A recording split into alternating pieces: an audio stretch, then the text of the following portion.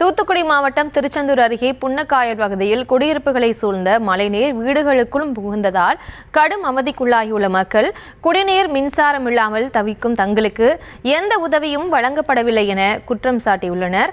இது தொடர்பான விவரங்களோடு இணைகிறார் செய்தியாளர் சதீஷ். சதீஷ், வணக்கம். மேலும் விவரம். வணக்கம்.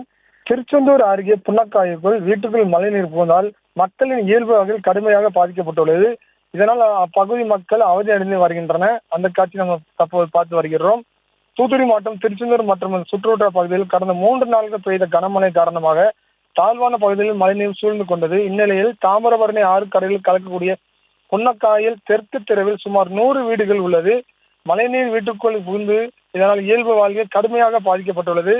உணவு தயார் செய்ய முடியாமல் ஹோட்டலில் வாங்கி சாப்பிடுவதாகவும் வீட்டில் உள்ள குழந்தைகள் உறவினர் வீட்டுக்கு அனுப்பி வைக்குவதாகவும் அப்பகுதிவாசிகள் மனவேதியுடன் தெரிவித்தனர். மேலும் மின்சாரம், குடிநீர் தொடர்ந்து அவதி அடைந்து வருவதாகவும் தெரிவித்தனர். சம்பந்தப்பட்ட அதிகாரிகள் ஒருவர் கூட வரவில்லை என வேதனை தெரிவித்தனர். உடனே தெரிவித்த அந்த பகுதி மக்கள் ஆண்டுதோறும் மழை பெய்யும் போது பாதிக்கப்படுவதாகவும் தெரிவித்தனர். மேலும் தடுப்புகள் கட்டி மழைநீர் குடிநீர் பகுதியில் வராமல் நடவடிக்கை எடுக்க வேண்டும் என்று கோரிக்கை வைத்துள்ளனர். இது சம்பந்தப்பட்ட எந்த ஒரு அதிகாரியும் அமைச்சரும் வந்து எங்களை பார்க்கவில்லை என்று குற்றம் சாட்டியுள்ளனர்.